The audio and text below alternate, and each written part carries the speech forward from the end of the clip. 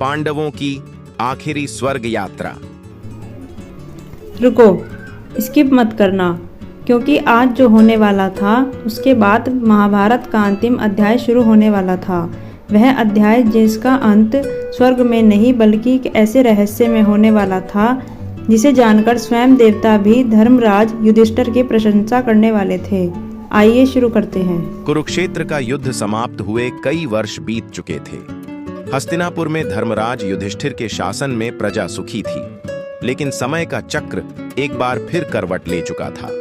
द्वारका में एक भयानक श्राप अपना प्रभाव दिखा रहा था। यदुवंश के वीर, जो कभी पूरे आर्यावर्त में अजेय माने जाते थे, अब एक दूसरे के रक्त के प्यासे बन चुके थे। देखते ही देखते भयंकर युद्ध छिड़ गया और पूरा यदुवंश अपने ही हाथों नष्ट हो गया। यह देखकर स्वयं श्री कृष्ण समझ चुके थे कि पृथ्वी पर उनकी लीला समाप्त होने का समय आ चुका है। एक दिन वह वन में पीपल के वृक्ष के नीचे ध्यान मग्न बैठे थे। तभी जरा नामक एक शिकारी ने दूर से उनके चरण को हिरण की आंख समझकर बाण चला दिया। जैसे ही वह पास पहुंचा, उसके प्राण सूख गए। सामने स्वयं वासुदेव श्री कृष्ण थे। भय से कांपते हुए वह उनके चरणों में गिर पड़ा, लेकिन श्री कृष्ण मुस्कुराए और बोले, डरो मत, यही समय का विधान है। इतना कहकर उन्होंने अपना दिव्य देह त्याग दिया और उनकी पृथ्वी की लीला समाप्त हो गई। उधर जब अर्जुन को यह समाचार मिला तो वह तुरंत द्वारका पहुंचे, लेकिन वहां पहुंचकर जो दृश्य उन्होंने देखा उसे देखकर उनके पैरों तले जमीन खिसक गई। चारों ओर केवल विनाश था। अपने प्रिय सखा श्री कृष्ण के बिना द्वारका मानो श्मशान बन चुकी थी। अर्जुन ने श्री कृष्ण के परिवार की स्त्रियों और शेष लोगों को लेकर हस्तिनापुर लौटने का निश्चय किया, लेकिन किसी को नहीं पता था कि अब वह अर्जुन नहीं रहे, जो कभी देवताओं को भी चुनौती देने का सामर्थ्य रखते थे। मार्ग में आभीरों ने उन पर आक्रमण कर दिया। अर्जुन ने तुरंत अपना गांडीव उठाया और दिव्यास्त्रों का स्मरण करने लगे, लेकिन अचानक उनके हाथ कांप उठे। मंत्र स्मरण नहीं हो रहे थे। अक्षय तूनीर मानो साधारण तरकश बन चुका था। संसार के सबसे महान धनुर्धर को साधारण डाकुओं के सामने असहाय देखकर सभी स्तब्ध रह गए। बड़ी कठिनाई से कुछ लोगों को बचाकर अर्जुन हस्तिनापुर लौटे और तभी समुद्र की प्रचंड लहरें उठीं। देखते ही देखते सोने की नगरी द्वारका समुद्र में समा गई। अर्जुन समझ चुके थे कि श्री कृष्ण के साथ ही उनका तेज, उनका पराक्रम और उनका सौभाग्य भी इस संसार से चला गया है। जब उन्होंने यह समाचार धर्मराज युधिष्ठिर को सुनाया तो कुछ क्षणों के लिए पूरा राजमहल मौन हो गया। फिर युधिष्ठिर ने आकाश की ओर देखते हुए कहा, जब स्वयं हमारे प्रिय सखा श्री कृष्ण इस संसार को छोड़कर चले गए तो अब इस राज्य, इस वैभव और इस जीवन का क्या अर्थ रह गया। और उसी क्षण धर्मराज ने ऐसा निर्णय लिया जिसे सुनकर पूरा आर्यावर्त स्तब्ध रह गया। उन्होंने हस्तिनापुर का सिंहासन त्यागने का निश्चय कर लिया।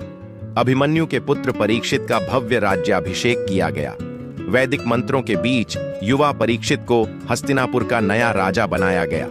इसके बाद पांचों पांडवों और द्रौपदी ने अपने मुकुट उतार दिए, राजसी वस्त्र त्याग दिए और साधारण वेश धारण कर लिया। किसी को नहीं पता था कि यह यात्रा उन्हें कहां ले जाएगी, लेकिन तभी एक रहस्यमयी कुत्ता चुपचाप उनके पीछे चलने लगा। किसी ने उसे बुलाया नहीं था, फिर भी वह लगातार उनके साथ था। भीम ने उसे भगाना चाहा, लेकिन धर्मराज मुस्कुराए और बोले, इसे मत रोको, शायद इसका भी हमारे साथ कोई संबंध है। लेकिन किसी को नहीं पता था कि यही साधारण दिखाई देने वाला कुत्ता आगे चलकर ऐसा रहस्य प्रकट करने वाला था जिसे जानकर स्वयं देवराज इंद्र भी धर्मराज युधिष्ठिर के सामने अपना मस्तक झुका देंगे। और उससे पहले पांडवों की इस अंतिम यात्रा में एक एक करके ऐसे रहस्य खुलने वाले थे जिन्हें सुनकर स्वयं महाबली भीम की आंखों से आंसू बहने वाले थे, क्योंकि अब पांडवों की इस अंतिम यात्रा में ऐसा होने वाला था जिसे सुनकर आज भी लोगों की आंखें नम हो जाती हैं। हस्तिनापुर, राज सिंहासन और समस्त वैभव का त्याग करके पांचों पांडव और द्रौपदी उत्तर दिशा की ओर बढ़ते जा रहे थे। उनके पीछे पीछे वही रहस्यमयी कुत्ता भी बिना रुके चल रहा था।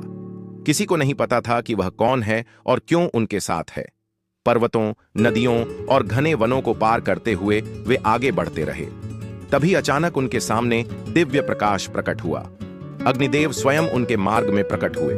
उनका तेज देखकर पांचों पांडव हाथ जोड़कर खड़े हो गए। तब अग्निदेव ने अर्जुन की ओर देखकर कहा, पार्थ, जिस गांडीव धनुष और अक्षय तूनीर को वरुण देव के माध्यम से मैंने तुम्हें दिलवाया था, उसके द्वारा तुम्हारा कार्य पूर्ण हो चुका है। अब समय आ गया है कि तुम उसे वापस लौटा दो। यह सुनकर अर्जुन की आंखें भर आईं। यही वह गांडीव था जिसके सहारे उन्होंने भीष्म, द्रोणाचार्य, कर्ण और अनगिनत महारथियों का सामना किया था। लेकिन समय के सामने हर वीर को झुकना पड़ता है।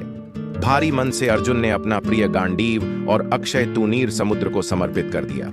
उसी क्षण मानो उनके जीवन का एक और अध्याय समाप्त हो गया। लेकिन यह तो केवल शुरुआत थी। कुछ दूर आगे बढ़ने के बाद अचानक द्रौपदी के कदम लड़खड़ाए और अगले ही क्षण वह धरती पर गिर पड़ी। यह देखकर भीम घबरा उठे। उन्होंने व्याकुल होकर पूछा, भैया, द्रौपदी ने तो जीवन भर धर्म का पालन किया, फिर इनके साथ ऐसा क्यों हुआ? धर्मराज युधिष्ठिर बिना पीछे देखे शांत स्वर में बोले, द्रौपदी महान थीं, लेकिन उनके हृदय में अर्जुन के प्रति विशेष प्रेम था। वह पांचों पतियों के प्रति समान भाव नहीं रख सकी। यही उनका सूक्ष्म दोष था। इतना कहकर धर्मराज आगे बढ़ गए और द्रौपदी सदा के लिए पीछे छूट गईं। लेकिन अभी महाप्रस्थान की पीड़ा समाप्त नहीं हुई थी। कुछ समय बाद सहदेव के कदम भी डगमगाने लगे और वह धरती पर गिर पड़े। भीम की आंखों में आंसू भर आए। उन्होंने कहा, सहदेव तो सबसे बड़े ज्ञानी थे, फिर इन्हें यह दंड क्यों मिला? धर्मराज बोले, उन्हें अपने ज्ञान पर गर्व था। वह स्वयं को सबसे बुद्धिमान समझते थे। यही उनका दोष था। यह सुनकर भीम मौन हो गए। लेकिन कुछ ही दूरी पर तेजस्वी और अत्यंत सुंदर नकुल भी अचानक धरती पर गिर पड़े। अब भीम का हृदय टूटने लगा था। उन्होंने कांपती आवाज में पूछा, भैया, नकुल तो सदैव विनम्र रहे, फिर इन्हें क्यों गिरना पड़ा? युधिष्ठिर ने उत्तर दिया, नकुल को अपने रूप और सौंदर्य पर गर्व था। वह स्वयं को संसार का सबसे सुंदर पुरुष मानते थे। यही उनका सूक्ष्म अहंकार था। अब केवल युधिष्ठिर, अर्जुन, भीम और वह रहस्यमयी कुत्ता ही आगे बढ़ रहे थे। लेकिन किसी को नहीं पता था कि अगले ही क्षण ऐसा कौन सा वज्रपात होने वाला है जो स्वयं श्री कृष्ण के प्रिय सखा अर्जुन को भी धरती पर गिरा देगा। और उसके बाद महाबली भीम का वह अंतिम प्रश्न इतिहास का सबसे भावुक क्षण बन जाएगा, क्योंकि अब पांडवों की इस अंतिम यात्रा का सबसे दर्दनाक अध्याय शुरू होने वाला था। द्रौपदी, सहदेव और नकुल को पीछे छोड़कर धर्मराज युधिष्ठिर, अर्जुन, भीम और वह रहस्यमयी कुत्ता हिमालय की बर्फीली चोटियों की ओर बढ़ते जा रहे थे। चारों ओर सन्नाटा था, मानो स्वयं प्रकृति भी इस अंतिम यात्रा की साक्षी बनकर मौन हो गई हो। लेकिन तभी अचानक महाबली अर्जुन के कदम लड़खड़ाने लगे। संसार के सबसे महान धनुर्धर ने स्वयं को संभालने का प्रयास किया, लेकिन अगले ही क्षण वह धरती पर गिर पड़े। यह देखकर भीम के हृदय पर मानो वज्रपात हो गया। उनकी आंखों से आंसू बहने लगे। उन्होंने व्याकुल होकर पूछा, भैया, यह वही अर्जुन है जिन्हें स्वयं महादेव ने पाशुपतास्त्र दिया था। यह वही अर्जुन है जिन्हें श्री कृष्ण अपना प्रिय सखा कहते थे। फिर इनके साथ ऐसा क्यों हुआ? धर्मराज युधिष्ठिर ने भारी मन से उत्तर दिया, अर्जुन महान योद्धा थे, लेकिन उन्हें अपने पराक्रम पर गर्व था। उन्होंने कहा था कि वह अकेले ही एक दिन में सभी शत्रुओं का अंत कर सकते हैं, लेकिन वह अपनी प्रतिज्ञा पूरी नहीं कर सके। यही उनके सूक्ष्म अभिमान का परिणाम है। इतना कहकर धर्मराज आगे बढ़ गए और अर्जुन सदा के लिए पीछे छूट गए। लेकिन सबसे बड़ा आघात अभी बाकी था। कुछ दूर आगे बढ़ने के बाद महाबली भीम के कदम भी डगमगाने लगे। उनका विशाल शरीर थककर धरती पर गिर पड़ा। उन्होंने अंतिम बार अपने बड़े भाई को पुकारा, भैया, मैंने जीवन भर आपका साथ दिया, आपके लिए हर संकट से लड़ा, फिर मैं क्यों गिर रहा हूं? यह सुनकर पहली बार धर्मराज की आंखों से भी आंसू छलक उठे। लेकिन धर्म का मार्ग उन्हें पीछे मुड़ने की अनुमति नहीं देता था। उन्होंने कांपती आवाज में कहा, भीम, तुम्हें अपने बल और भोजन प्रियता पर गर्व था। यही तुम्हारा सूक्ष्म दोष था। इतना सुनते ही महाबली भीम भी सदा के लिए पीछे छूट गए। अब उस विशाल हिमालय में केवल धर्मराज युधिष्ठिर और वह रहस्यमयी कुत्ता ही शेष थे। तभी अचानक आकाश दिव्य प्रकाश से जगमगा उठा। बादलों को चीरता हुआ देवराज इंद्र का स्वर्णिम रथ वहां उतरा। इंद्र मुस्कुराकर बोले, धर्मराज, तुम अपने शरीर सहित स्वर्ग जाने वाले पहले मनुष्य हो, रथ में बैठो। लेकिन तभी युधिष्ठिर की दृष्टि अपने साथ चल रहे उस कुत्ते पर पड़ी। उन्होंने कहा, यदि यह मेरे साथ नहीं जाएगा तो मैं भी स्वर्ग नहीं जाऊंगा।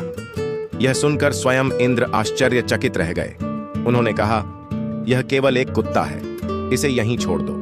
लेकिन धर्मराज दृढ़ स्वर में बोले, जिसने अंतिम क्षण तक मेरा साथ नहीं छोड़ा, मैं भी उसका साथ नहीं छोड़ सकता।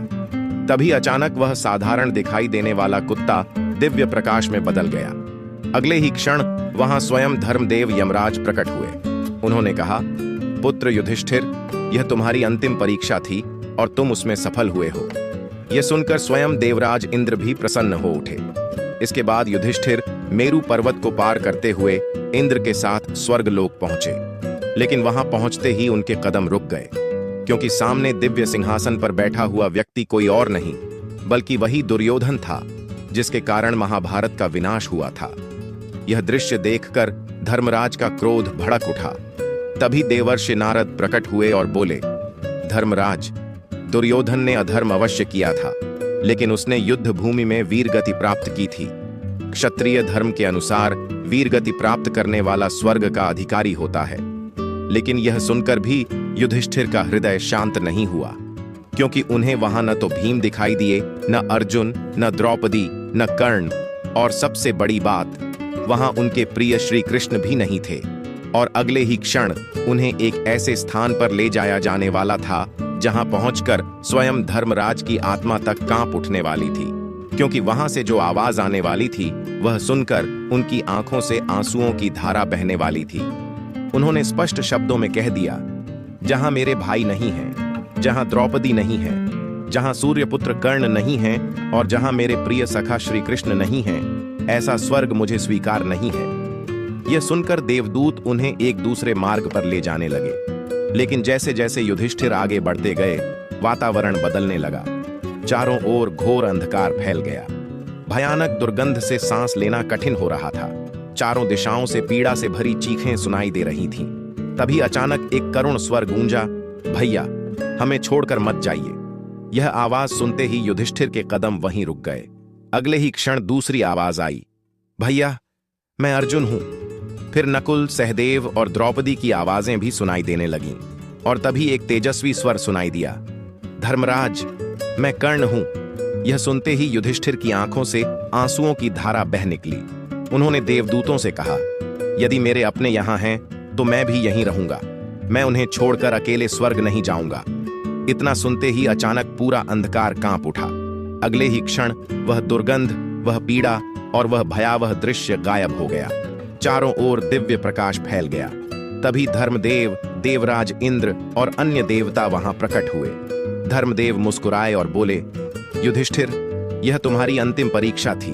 तुमने फिर सिद्ध कर दिया कि तुम्हारे लिए अपने प्रियजनों से बढ़कर कुछ नहीं है। लेकिन तभी धर्मदेव ने कहा, एक क्षण के लिए तुम्हें उस कर्म का फल भी अनुभव करना आवश्यक था, जब द्रोणाचार्य को शस्त्र त्यागने के लिए तुमने अर्ध सत्य कहा था, अश्वत्थामा हतः। यद्यपि वह धर्म की रक्षा के लिए कहा गया था, फिर भी कर्म का फल अवश्य मिलता है। इसके बाद देवताओं ने धर्मराज को दिव्य गंगा के तट पर ले जाकर स्नान कराया। जैसे ही उन्होंने उस पवित्र जल में स्नान किया, उनका मानव शरीर समाप्त हो गया और उन्हें दिव्य शरीर प्राप्त हो गया। तभी उनके सामने अद्भुत प्रकाश फैल गया। वहां पितामह भीष्म अपने दिव्य तेज के साथ विराजमान थे। आचार्य द्रोण मुस्कुरा रहे थे। कृपाचार्य, महाराज पांडु, माता कुंती, अभिमन्यु और महाबली घटोत्कच भी दिव्य स्वरूप में दिखाई दिए। तभी धर्मराज की दृष्टि सूर्य के समान तेजस्वी एक महान योद्धा पर पड़ी। सामने स्वयं दानवीर कर्ण खड़े थे। वर्षों का विरह समाप्त हो चुका था। अगले ही क्षण भीम, अर्जुन, नकुल, सहदेव और द्रौपदी भी अपने दिव्य स्वरूप में प्रकट हुए। पांचों भाई एक दूसरे को देखकर भावुक हो उठे। लेकिन तभी पूरा वातावरण दिव्य प्रकाश से भर गया। शंख ध्वनि गूंज उठी। देवता हाथ जोड़कर खड़े हो गए और अगले ही क्षण स्वयं वासुदेव श्री कृष्ण प्रकट हुए। उन्हें देखते ही पांचों पांडव, द्रौपदी और कर्ण की आंखों से आंसुओं की धारा बह निकली। वर्षों का विरह समाप्त हो चुका था। सभी उनके चरणों में नतमस्तक हो गए। तब मुस्कुराते हुए श्री कृष्ण बोले, हे पार्थ, हे धर्मराज, शरीर नश्वर है लेकिन आत्मा अमर है। जिसने सत्य, धर्म और प्रेम का साथ नहीं छोड़ा, वह अंततः मुझे अवश्य प्राप्त करता है। इसके बाद सभी अपने अपने दिव्य स्वरूप में स्थित हो गए। पांडव देवलोक में अपने शाश्वत स्थान को प्राप्त हुए और इस प्रकार महाभारत की सबसे महान यात्रा पूर्ण हुई। राज्य समाप्त हो गया, वैभव समाप्त हो गया, शरीर भी नष्ट हो गए, लेकिन धर्म अमर रहा। इसलिए याद रखना, शक्ति से बड़ा धर्म है, धन से बड़ा प्रेम है और विजय से बड़ा सत्य है। और यदि पांडवों की इस अंतिम यात्रा ने आपके हृदय को छू लिया हो तो चैनल को सब्सक्राइब जरूर कीजिए। अगर कहानी को यहाँ तक देख लिया है तो दिल से शुक्रिया। तुमने सिर्फ कहानी नहीं सुनी, उसे महसूस किया है। ऐसी कहानियाँ बनाने में बहुत मेहनत लगती है और तुम्हारा छोटा सा सपोर्ट मेरे लिए बहुत मायने रखता है। अगर तुम्हें ये पसंद आई हो तो चैनल को सब्सक्राइब कर लो, वीडियो को लाइक कर दो और कमेंट में अपनी सोच ज़रूर लिखना। मुझे पढ़कर सच में अच्छा लगता है। और हाँ, बिना सब्सक्राइब किए मत जाना, क्योंकि यहाँ हर कहानी दिल से सुनाई जाती है।